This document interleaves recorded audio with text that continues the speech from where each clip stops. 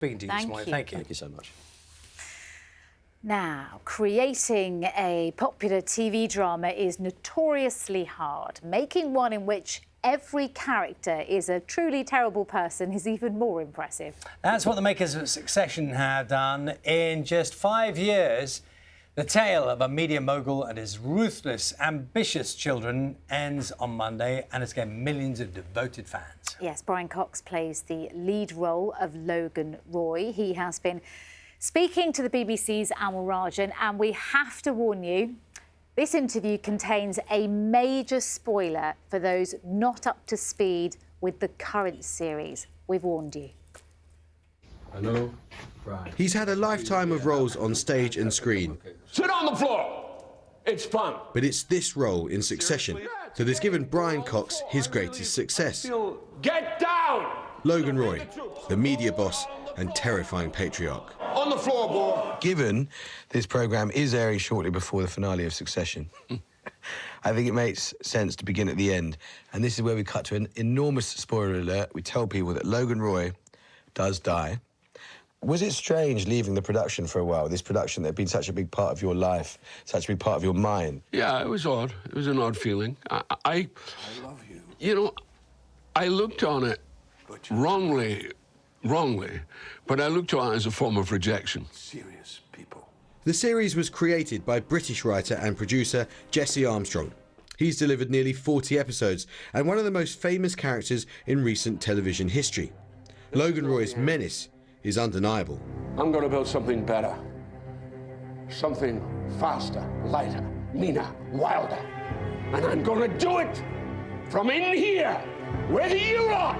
Did you have any leeway, any sway in saying to Jesse Armstrong, I think maybe Logan shouldn't die? I think maybe... No, I didn't. There's no point going down that road, especially with somebody like Jesse, because he's already made a plan, but he decided to make Logan die, I think, ultimately too early. I mean, he'd made him die in the 3rd episode, and, you know, I think maybe he could have died in about, I would have thought, the 5th or 6th episode. I would have thought that would have been appropriate. It was bold of Jesse, and that's where Jesse is great. There's no question. He's a writing genius. Cox's passion and willingness to speak his mind has gone beyond the acting industry, with him now becoming one of the loudest voices in the fight for Scottish independence. I had to readdress something. I think, what is wrong? Why is it not working? And then I started to look at these islands, and then I started to look at Scottish history and realising how Scotland had been traduced time and time and time again, and how constantly it was the poor relation, even though it contributed an enormous amount.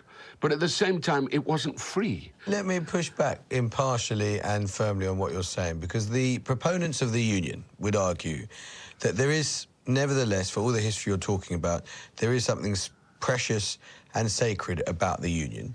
And moreover, that it allows each constituent nation to be bigger than it otherwise would be, especially in a world where power is moving east. Yeah, I don't agree with you. It's not my view. I'm impartial. It's not my view. I'm just putting the argument in the union. My feeling is it's precisely that we have not been allowed to be who we are. And we haven't been. We've served, and we've judiciously served at our own expense. And I suddenly realized, you see, I do believe we should be a union. I agree with that. But we shouldn't be a United Kingdom. We should be a United Federation. Now aged 76, Cox lives in New York with his second wife, but still returns to London. Next year, he'll be back on stage in the West End. And look, you're now held up as one of the big voices on film and TV. What do you make of what's going on with this writers' strike out in Hollywood? Well, they have to strike. They really do. What's it about for people who don't know what's going on? Well, it's just about getting proper pay for what they do, and it's a big industry now, and the writers are at the centre of it, and they should get what they deserve. And are they not getting what they deserve right now? Not at the moment. They will. It'll be a long haul, but they will in the end. They'll come to some kind of agreement. Let's end with some quick-fire questions, OK? So this is maximum 10 words, minimum 1. We'll start with some opinions on other actors. What do you make of Brad Pitt? Brad is a worker, and he's really worked on himself as an actor. I don't think his natural inclination was to do that. I think because he was the way he looked, he stumbled into it. But I think he's become an extremely fine actor. Michael Caine.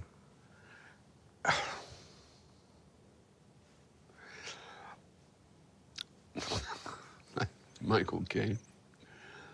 Actually, I saw him the other night. He was really good. I mean, he can be really good, Michael. No, he is. Sorry.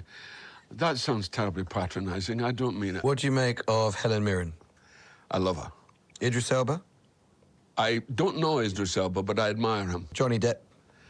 He's more of a creature than an actor, Johnny Depp. You know? He's much more of a creature, and he's a great creature. Don't get me wrong. But I've never quite believed there is a range there. There's always that thing about Johnny Depp, you know.